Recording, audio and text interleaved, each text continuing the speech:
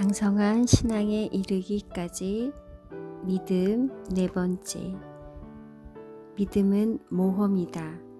하나님 앞에서 바르게 계산할 수 있는 사람은 언제나 하나님의 말씀에 순종하여 모험에 나설 수 있다.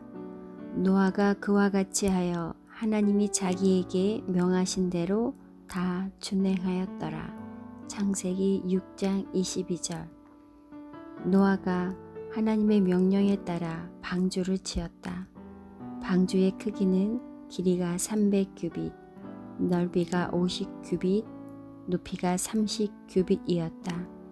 오늘날의 단위로 계산하면 길이 137.4m, 넓이 22.9m, 높이 13.7m로 축구장보다 더 큰 대형 선박이다. 하나님께서는 그 큰 방주를 지으라고 노아에게 단돈 1원도 주시지 않았다. 필요한 일꾼을 붙여주신 것도 아니다. 하나님께서는 단지 명령만 하셨을 뿐이다. 그런데도 노아는 순종했다.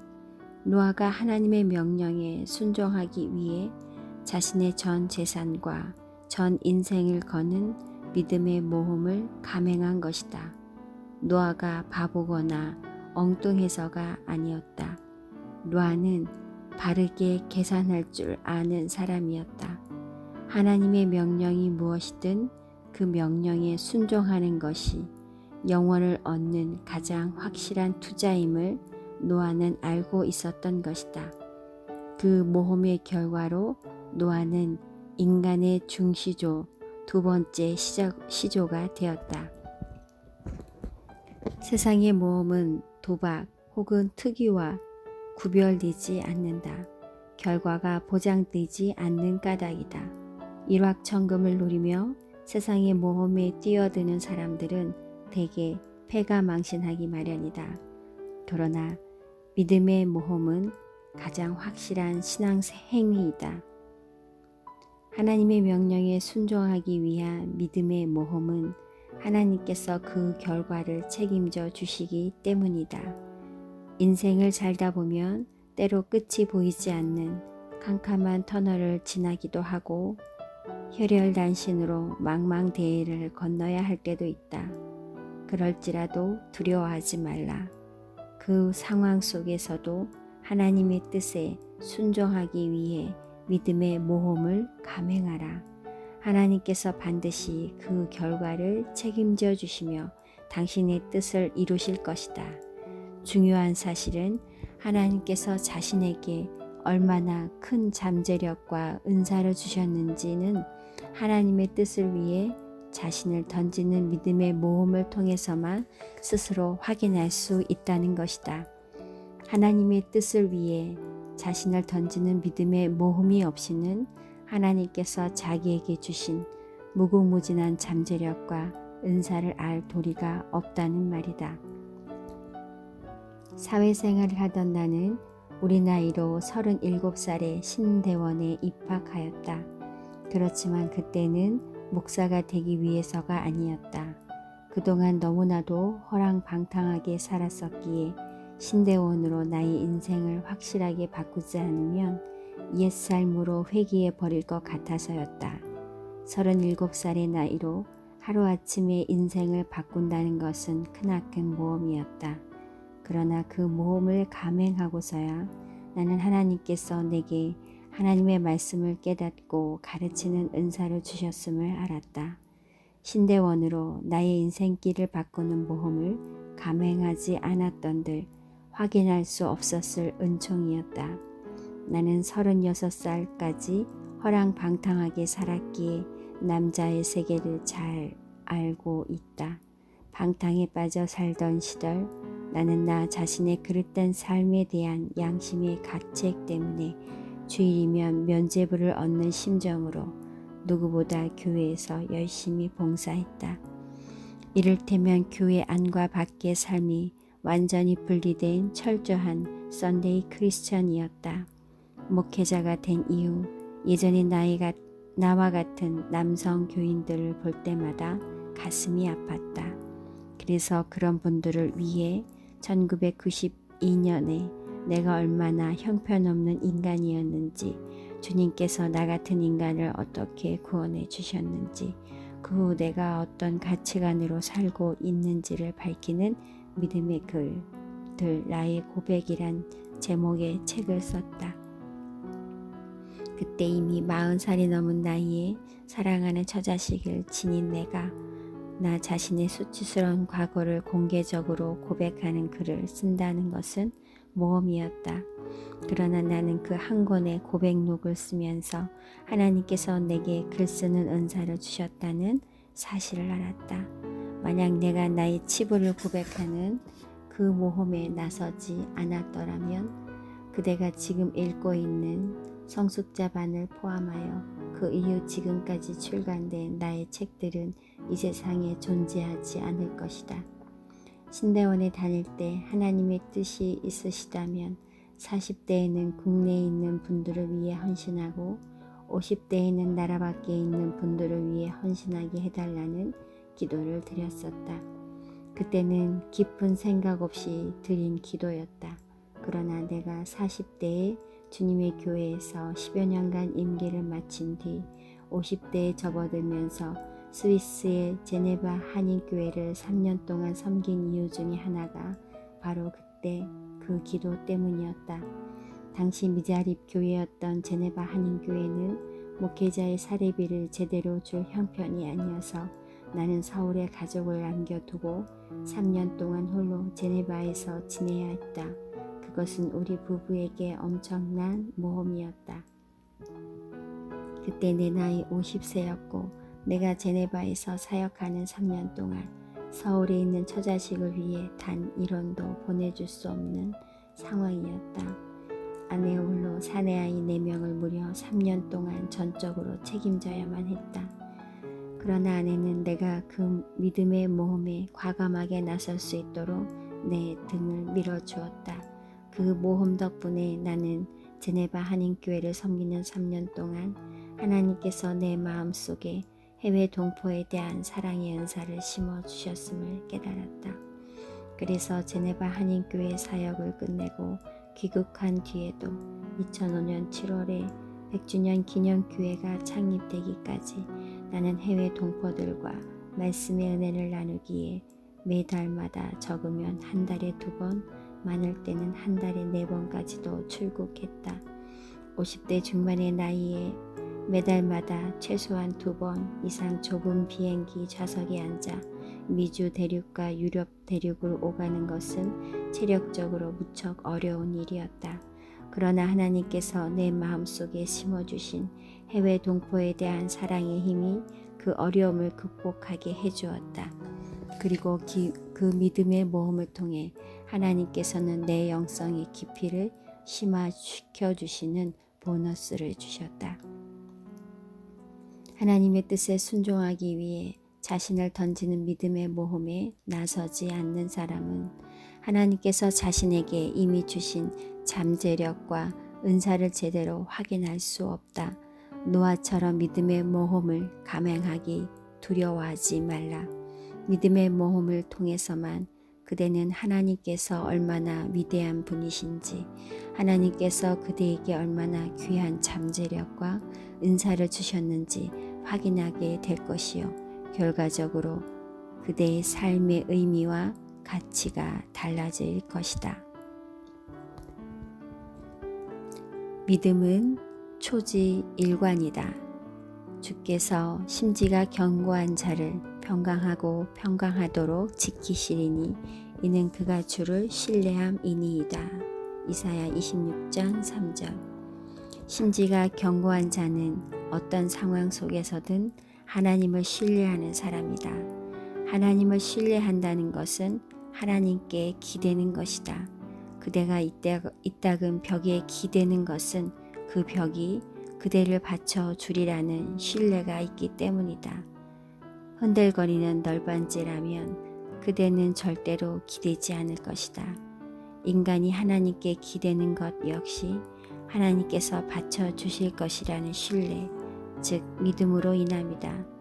하나님께 기댔는데도 하나님께서 받쳐주시기는커녕 오히려 자신의 인생이 땅바닥에 곤두박질 칠 경우에는 어떻게 해야 하는가? 그래도 기대야 한다. 육처럼 하나님께 기댔다가 세상에서 이룰 수 있는 모든 것을 다 잃어도 그래도 견고한 심지로 하나님께 기대야 한다. 믿음은 초지일관이기 때문이다. 하나님께서 그와 같은 사람을 평강하고 평강하도록 지켜주신다. 어떤 경우에도 하나님께만 기대는 그대의 견고한 심지가 하나님께서 온전히 거하시는 하나님의 성전이 되는 까닭이다. 왜 하나님을 믿는 그리스도인들의 삶이 혼돈과 불안 속에 빠져 있는가? 하나님께 기대되 자신이 정한 수준까지만 기대고 그 이상은 기대려 하지 않기 때문이다. 나는 그동안 내게 개업 감사 예배를 부탁한 교인들 중에 어쩔 수 없이 사업을 접게 되었을 경우 폐업 감사 예배를 요청하는 교인을 본 적이 없다. 대학 입시를 앞둔 자식을 위해 기도를 부탁한 부모 가운데 자식이 낙방했을 때 감사 기도를 부탁하는 부모도 만나본 적이 없다. 개업이나 자식의 대학 입시를 앞두고는 하나님께 기대지만 사업에 실패하거나 자식이 낙방하면 하나님께 기댈 필요성을 느끼지 못하는 것이다. 상황에 따라 절연되는 믿음은 바른 믿음이 아니요 그런 믿음으로는 하나님의 평강을 누릴 수 없다. 살얼음처럼 쉽게 깨지는 연약한 심지는 하나님께서 거하시는 하나님의 성전이 될 수 없기 때문이다. 성경에 등장하는 신앙 위인들 가운데 세상에서 실패를 겪지 않은 사람이 있었던가? 세상의 실패는 그 실패를 하나님의 섭리로 받아들이는 사람에게는 하나님에 의해 새롭게 세움받기 시작하는 하나님의 은혜의 손길이다. 성경 인물들은 세상의 실패를 도리어 감사하면서 초지일관 하나님께만 기대므로 결과적으로 하나님의 평강 속에서 하나님에 의해 신앙의 위인으로 세움을 받은 사람들이었다. 그대의 계획이 무산되고 그대의 자식이 그대의 기대에서 어긋나더라도 오히려 감사함으로 초지일관 하나님께 기대라. 그대가 하나님께 기대다가 그대의 인생이 땅바닥에 곤두박질 쳐도 그래도 초지일관 하나님께 기대라. 심지가 견고한 그대를 하나님께서 당신의 평강 속에서 반드시 책임져 주실 것이다. 믿음은 초지일관이기 때문이다. 믿음은 결과적으로 본이다. 모든 인간은 자신이 원든 원치 않든 다른 사람에게 교사가 된다.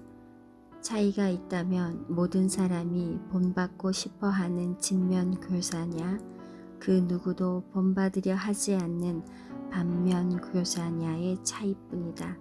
이 세상에는 죽어도 자기 부모만은 본받지 않겠다는 사람들이 의외로 많다. 일평생을 살고서도 자기 자식에게마저도 반면 교사로 삶을 마감한다면 그보다 더 서글픈 인생이 있을 수 있겠는가? 오직 주님을 본받아 사는 사람만 모든 사람이 닮기 원하는 진면교사, 믿음의 본이 될 수 있다. 내가 그리스도를 본받는 자가 된 것 같이 너희는 나를 본받는 자가 되라. 고린도전서 11장 1절. 이것은 바울의 증언이다. 이 증언의 진의를 파악하지 못하면 바울을 대단히 교만한 사람으로 오해할 수 있다. 이 증언은 바울 스스로 이 세상 모든 사람의 본을 자처한 선포가 아니다. 바울의 증언에 주석을 가하자면 이런 말이다.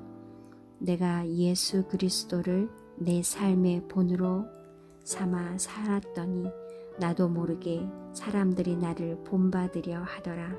그러므로 여러분들도 나처럼 예수 그리스도를 본으로 삼는 삶을 살라. 그래서 바울의 설교를 들은 베스도 총족이 바울아, 내가 미쳤도다. 내 많은 학문이 너를 미치게 한다 하고 판정을 내렸을 때에도 바울은 베스도 총독에게 이렇게 대답했다. 바울이 이르되 베스도가 가여 내가 미친 것이 아니요 참되고 온전한 말을 하나이다.